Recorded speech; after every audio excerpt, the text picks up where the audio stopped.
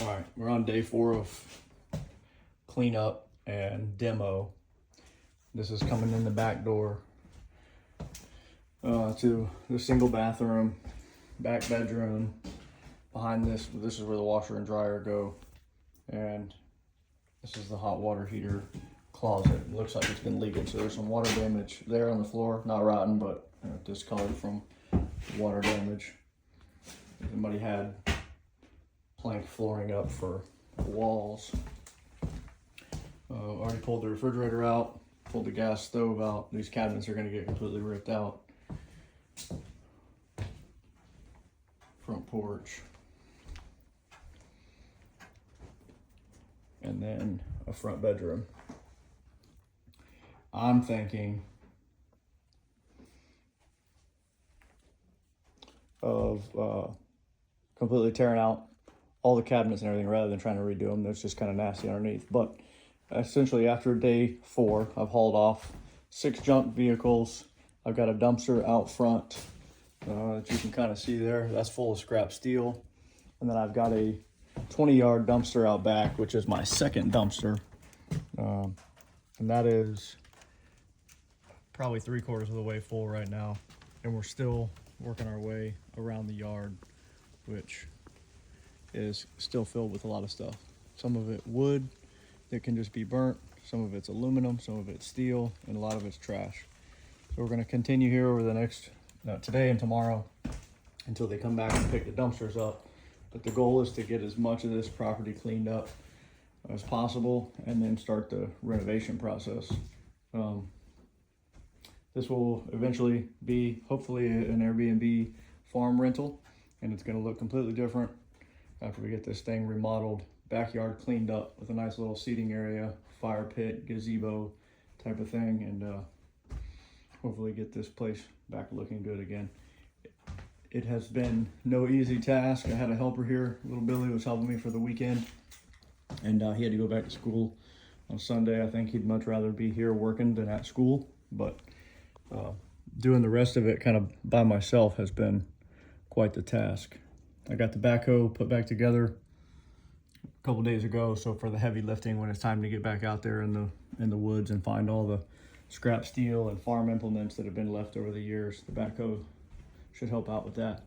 Bigger problem is it's a 2-wheel drive backhoe, and we've had some rain here twice this week, and that makes for pretty wet conditions in the woods here in the low country. So the backhoe is not the best piece of equipment for doing that, but we'll get to what we can, and the rest of it we may have to wait till it dries up or until we get a 4-wheel drive tractor. Across the street here you're looking at our other property, and it is we share driveways here. My mailbox, our new mailbox, and then down the driveway there's the other place, and that's our burn pile. So anything wood's going in the burn pile as we continue to get rid of stuff. Let's do a quick lap around the house so you can see that. Some of this furniture I tried to give away. It's hard to even get people to come pick up free stuff nowadays. I have been separating what I can, steel, aluminum, burnable stuff, and then trash. So this is a big pile of aluminum. You know, when it comes to finding a property at a decent price, you got to try to look through what it looks like, imagine what it can be, and then find ways to make some of your money back. So scrap vehicles, scrap tractors, those are all worth something at the scrapyard. If you have the time to find the right buyer, maybe you can get more than scrap prices for it. But finding somebody to buy the Z-Tour that's been sitting in the woods for 10 years with stuff growing in it, that's not easy. So scrap, that's 6 cents a pound. It is what it is. Make a little bit of your money back. For me, paying for the dumpsters to be delivered and picked up by weight to haul it off, selling some of the stuff for scrap makes that money back at least, so I'll break even. And I factored that into the price of buying this place, knowing what I wanted it to be.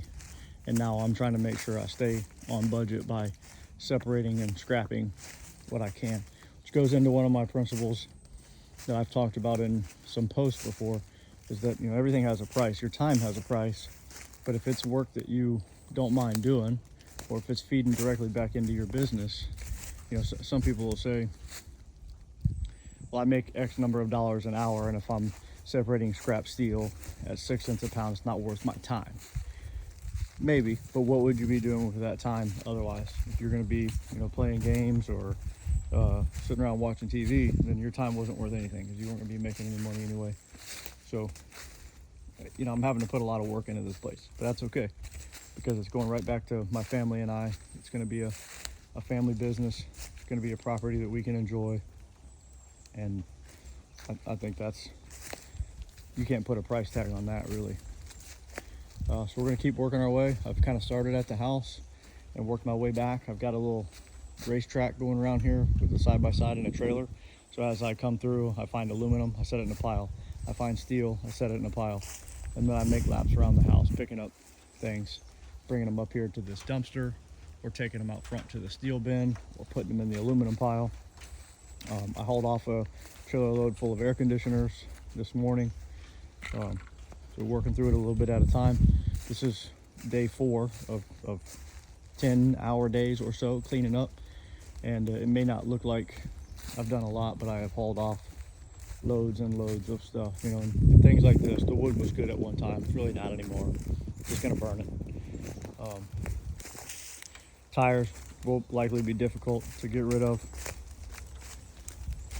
Some places take them, some places don't. They like to charge a little more for tires than they do with regular trash. So, you know, I mean, we got piles of tires here. This is 2.5 acres, and I haven't found a spot on the 2.5 acres yet that doesn't have stuff on it, right? So more tires here.